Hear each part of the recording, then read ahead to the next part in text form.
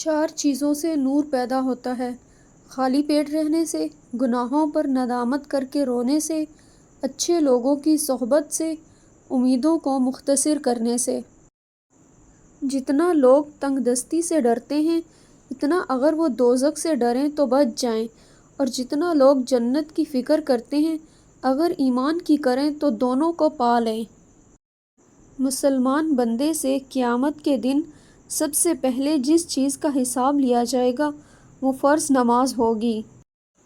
وہ شخص ہرگز آگ میں داخل نہیں ہوگا جو سورج نکلنے اور اس کے غروب ہونے سے پہلے نماز پڑھتا ہے، یعنی فجر اور عصر کی نمازیں۔ اگر نماز پڑھنے والے کو علم ہو جائے کہ کیسی رحمتوں نے اسے گھیر رکھا ہے تو وہ کبھی سجدے سے سر نہ اٹھائے۔ گزرا ہوا کل ایک نصیحت ہے، آج کا دن غنیمت ہے، آنے والا کل صرف ایک خیالی چیز ہے جس کی بس امید ہے، کہا نہیں جا سکتا کہ وہ اس کے لیے آئے گا یا نہیں۔